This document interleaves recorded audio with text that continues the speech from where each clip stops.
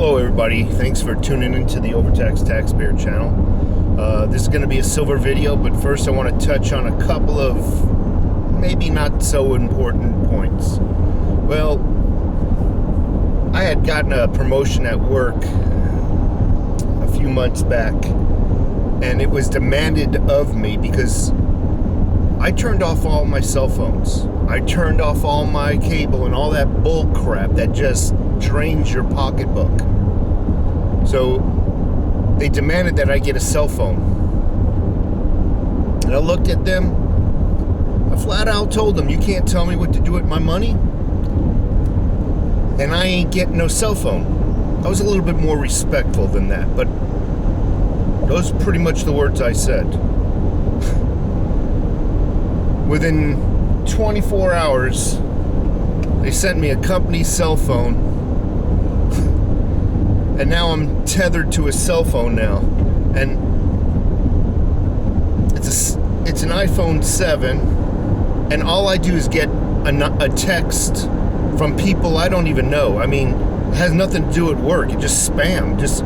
I get 2 text messages every day from people have nothing to do with work, and I get about 7 calls, just 7.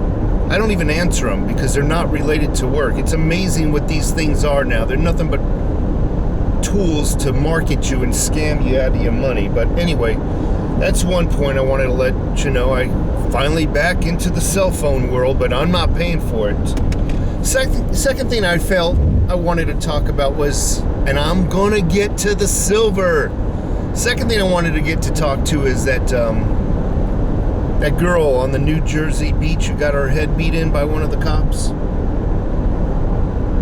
And it's funny, they didn't show you the video prior to the actual beating until I think last night or maybe yesterday sometime. So all you saw was the actual group of cops on top of this girl trying to restrain her, and all along she's yelling, "You're hurting me, you're hurting me, you're not allowed to do this. I'm a woman, you're not allowed to do this." You know, like social law, you shouldn't be hitting a woman, is kind of what she was implying. Then the video came out and how respectful the cops were, and then how she just turned from obeying the cops to just totally telling them to F off and just totally a disregard for the law. And it just struck me. I see the hypocrisy in a lot of different things. She's telling them what the law is and what is right and wrong as she's getting her head beat in. But then got this car in front of me on a freeway that's got its hazards on. But then before the cops started beating her head off, she's acting in the manner that we all see now. Now, granted, it's not the law that you have to hand over your identification card. It truly isn't. But common courtesy, you know, a lot of the times people wind up in trouble with the law. They play the race card or whatever, and they totally try to hide what they did to get that kind of treatment from a police officer. They totally disregard that they were acting all thuggish. This white girl acting all thuggish, like she's all gangster, and it's just a matter of stupidity, in my opinion. And you know, chances are the way she acted, she probably never got her ass beat before by her parents. So I say good, she got her first ass beat. Anyway, on to the silver. Went and picked up a new tube today, tube of 20 Silver Eagles. Now, I hadn't bought any silver for, I don't know, several months now. And I got to thinking, my last video I did, if you haven't seen it, check it out. But I touched on it a little bit, and that's Why hold your wealth in a bank versus your own home? Now, a lot of you know I like to talk in metaphors. I like to talk in analogies. It's like me asking, hey, do you want me to hold your car in my garage? I might give you 1% gasoline in it per year. You want me to hold it for you? How about, can I hold your wife's jewelry? Can my wife hold your wife's jewelry?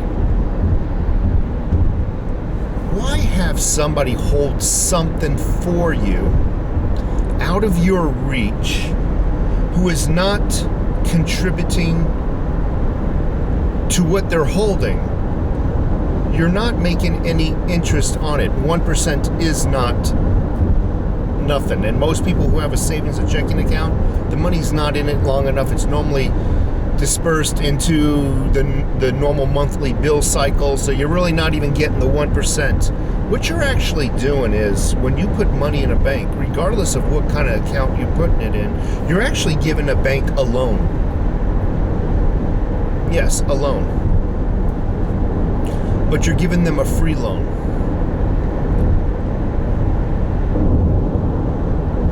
And by law, they're allowed, and look this up, I could be off, but by law, for every dollar that you deposit in the bank, by law, every dollar that is in a bank's capital, by law, they're allowed to lend out 10 times the amount. That means they're allowed to lend out money they technically don't have. Think about that. If you gave me $1, I'm allowed to lend out to your neighbor $10, even though I don't have $10 by law. That's why they want you to have a checking and savings account. That's why there's always a minimum requirement on some accounts, or they fee you to death. You know, some accounts you have to have a minimum of $250 in their bank account. It's not because they want to see you save. So what does this have to do about silver?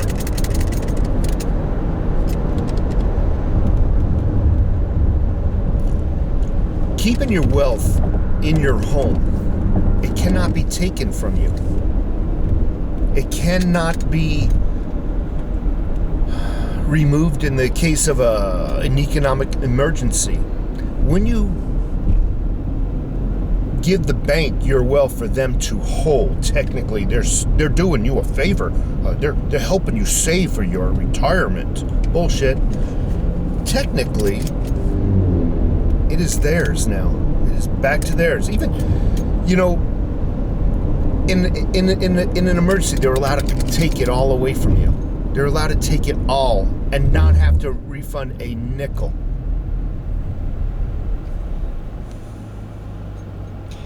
And this video is also, by the way, for those people who do not believe in silver stacking.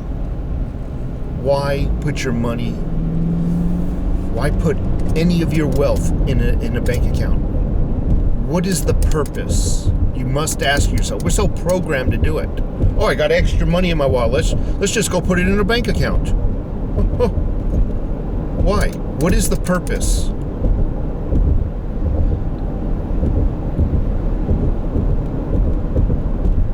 I take my money and I invest it in silver. Now you can invest it in paper dollars, but whatever you invest it in, your wealth, I would definitely not hold it in a bank.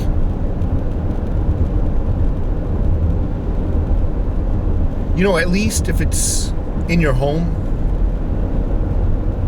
good analogy. Let me hold your dollars. And if my house burns down, your dollars go up in flame with it. You don't get it back. But on the flip side, if my dollars burn up, or my silver, or my wife's jewelry, it's insured. I at least get it back. You're not going to get it back from a bank. So why do I stack silver instead of dollars now in my home versus stacking cash in a bank? Dollars depreciate. silver, it does have its dips and its highs. But at the worst, let's just say all the hypotheticals and all the experts are wrong. Let's just say this is not going to jump to the moon. Let's just say the price of this is not going to double, triple, quadruple like all the experts say it's going to. At the very worst, this will stay constant. It won't drop to zero. This has a track record. What is that track record? How many of you believe in the Bible? How many of you believe in God and God's Word, the Bible? They mention silver in the Old Testament. Actually, they mention silver in a couple of chapters into the Old Testament. They mention silver and gold. They don't mention 401k plans, stock markets, derivatives. They don't mention the dollar bill, the $5 bill, the $10 bill. They just don't. This has a track record. If it's lasted this long between the Old Testament and as I sit here now, could you not trust it just a little bit longer until your children are grown up? I mean, that's just a speck of sand in time compared to how far back the Old Testament goes. This has a track record, people, but yet we're so programmed. We're so programmed to believe that almighty dollar is the true investment. It diminishes all the time. It buys less and less all the time. This at least remains constant. Anyway, you folks have a great day. I'm off to work. Another 10-hour day. Take care.